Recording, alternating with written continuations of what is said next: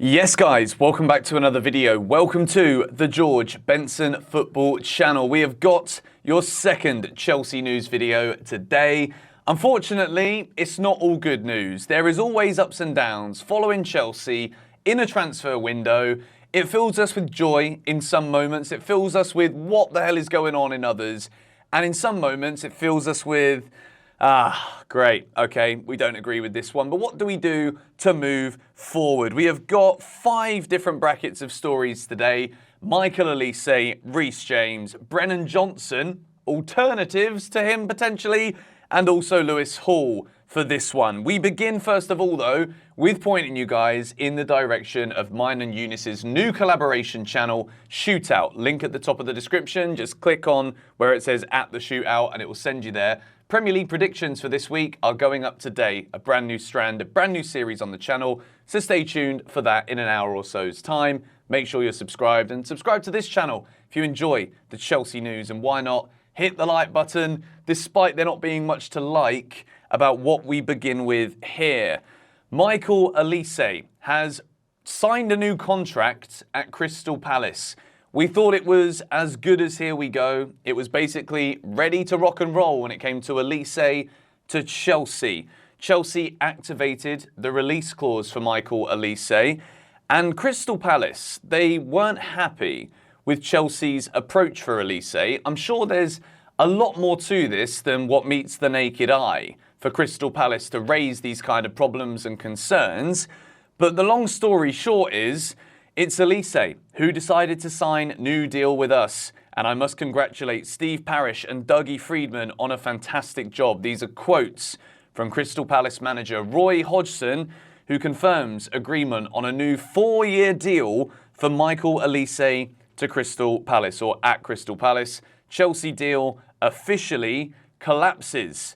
The problem with this is Olise has had a new minimum release fee included in his contract, which basically means Chelsea were on the verge of a bargain that was considered by probably Palace, Chelsea, a lot of people in the footballing world as a bargain for Michael Olise, 21 years old, 12 assists last year in the Premier League, a proper creator who would have had a massive impact in Chelsea's starting 11 this season and would have delivered good numbers for us in the final third. This is a massive blow to Chelsea. I think the Olise deal that we were so close to, we had Fabrizio Romano confirming Lavia passes his medical. We knew it wasn't going to be any issue, but that's been confirmed. He passed the medical yesterday. And then Olise was supposed to be the next one. We're still waiting for the official announcements from Chelsea on Lavia, but maybe by the time you see this video, it will either be included at the end of this video or we'll talk about it again in the near future. But Olise is staying at Palace, which means Chelsea will need to go for alternative players in this position. But we're going to talk in a moment about another potential player that Chelsea have raised their interest in. But first things first, this is horrible news. And I hate to say I told you so, but I'm going to repeat what I said a few months ago. This is an exclusive piece of news from Nathan Gissing. It's been confirmed now by multiple reports. Chelsea captain Reece James has picked up a fresh hamstring injury, due for scan later on today. First things first, I have said for a very long time, Reece James not undergoing surgery. Of course, it isn't my choice. I can give my opinion on whether or not I think a player should go into surgery or not. There are obviously positives and negatives. It doesn't always go well. But with Reece James, there has been reoccurring issues over and over again. And within the first game of the Premier League season, it's happened again. He's just been appointed as new Chelsea captain and he's not even available for game week 2 because of a fresh hamstring injury. I want to make it really clear here.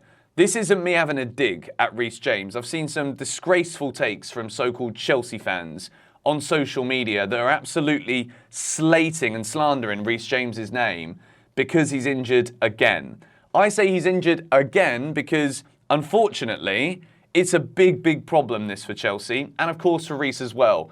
He doesn't want to be going out getting injured when he's just been given his dream role as the captain of Chelsea Football Club. And I think it's going to get to a point where, what injury is it going to be? How many injuries is Reece James going to need to keep having on a reoccurring basis before something serious happens in terms of surgery that could see him out for a long time, but can hopefully give him the best chance of having a career that isn't tainted by injuries every other game. It is a big problem for him, for Chelsea, but the good news about this, because there is good news now, Reece James is injured and he's going to be out for a few weeks, most likely at minimum. It's not Azpilicueta, whose legs have gone, that are coming in to fill in now. It's Malo Gusto. Chelsea spent the money on Malo Gusto from Lyon for this very reason. They needed backup in the right-back position, and I'm pretty sure we couldn't have had a better player at his age come in at Chelsea than Malo Gusto. I believe Gusto is ready. We saw it his time at Lyon. He's good at getting forward. Recently, since he's come in at Chelsea, because Reece James is so good in advanced areas, there have been a lot of people saying, well, Gusto isn't very good going forward. Watch the guy. Educate yourself before you start making those kind of judgments. He isn't as good as Reece going forward, but he's a very, very strong, competent right back. And he was getting forward a lot at Lyon, getting assists, getting great crosses into the box.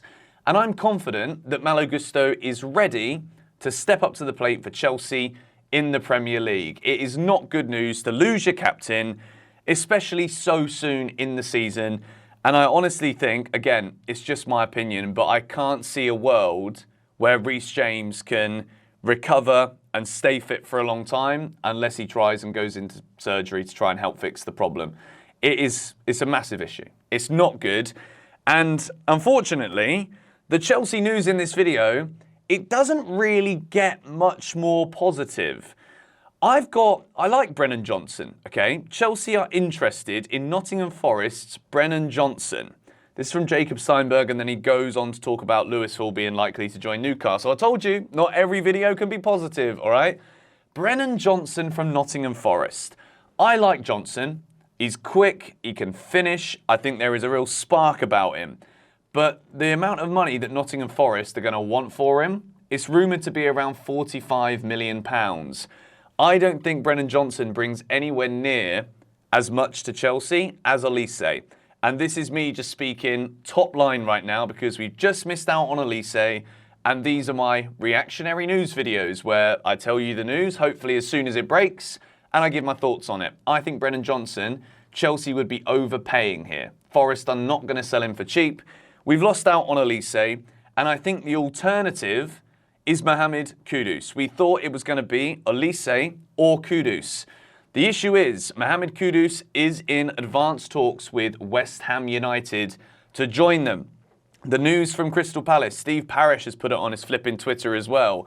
He seems pretty proud to have kept Elise, and I think it's a great coup for Crystal Palace, by the way, to keep Elise at the club. Chelsea now, Mohamed Kudus, I think, is the guy. If you look at the numbers from when he was at Ajax last season, they're massive. I know Eredivisie into the Premier League doesn't always quite cut it because it is a totally different ball game over here in the UK. Mohamed Kudus is a brilliant player. He loves to drop deeper as well, spread out the passes, brilliant left foot. And I think he brings goals and assists to this Chelsea team. So I would like to see, I'm not saying it's going to happen, it might happen. Things move quickly when it comes to the transfer market, unless it's Caicedo, which we probably haven't even put a bid in yet, have we? Mohamed Kudus to Chelsea. I am hoping that we can get this done quickly. I think he is the right kind of player. We've been linked with him before in the window. It's not like we're just sparking up a random interest here and a random potential target. But Elise is staying. Brennan Johnson, I'm waiting to see if a few more top-tier journalists talk about this one. But in my book, 45 million, 40 million for Johnson. I don't know if he is at Chelsea level to warrant and justify spending that level of money. So if I was Chelsea right now, I would be looking for a hijack. We've been pretty good at these hijacks so far.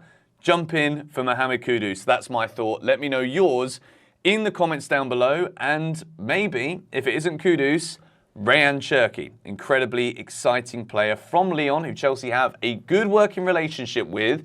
And that's gone quiet in the last 3 or 4 weeks. So maybe Chelsea's interest will rise again for Rayan Cherki. Keep an eye here on the George Benson Football Channel for more updates as they break. We move to discuss Lewis Hall. We spoke about him at great length in today's first video if you want to see more details. But at the moment, it looks as though Lewis Hall is likely to join Newcastle for 28 million, which is even less than the 35 million that I discussed earlier, where I was like, again, people misunderstood and misinterpreted the meaning behind what I said with my opinion earlier, which is fine. Everyone can do it and everyone will do it. Perceptions are perceptions, can't do anything about that. But I said that as much as I wouldn't do it, I think I understand why Chelsea are doing it. Doesn't mean I agree with it. But 28 million, that's 7 million less than the 35 I wasn't happy about earlier. At the moment, this is from Ben Jacobs, talks certainly advancing here, although as of this morning, nothing 100% agreed yet. NUFC optimistic that may change soon. I can see this deal going through. If Mauricio Pochettino has given his blessing, which again, I think this would be an interesting one to know about just how much of a say Mauricio Pochettino has had in this. As happy that we can be that Chelsea is spending all this money, bringing in Caicedo, bringing in Lavia, we've also got to criticise and ask these kind of questions when they arise. Lewis Hall is, in my opinion, top 2 players from the academy that we can expect to be big players for Chelsea and big footballers moving forward in their careers. And I think we're making a big mistake here. And I think we need to look into where this has all stemmed from. As I said in today's earlier video again, Lukaku, let's just get this guy to piss off. If we were bringing in big money for him, Ziyech's gone to Galatasaray and it's rumoured Chelsea are letting him go for free. So I can understand why we need to bring money in, but are these the right players to be selling? I think Chelsea are making a big mistake here. And unfortunately, that's all I got for you right now. I'm sure with all of the commotion surrounding James's injury, fan disgruntlement, and Lewis Hall leaving, the Lavia announcement will not be far behind, and I will definitely be doing a video reacting to it, taking a little look, listening to his first words, delving into it as I do with any new signing at Chelsea Football Club. But we've had some big videos in a positive light recently. Sometimes you've got to have these ones. And of course, the conversation does not end here. Let me know your thoughts in the comments down below. Thank you guys so much for watching. Come on, you Blues.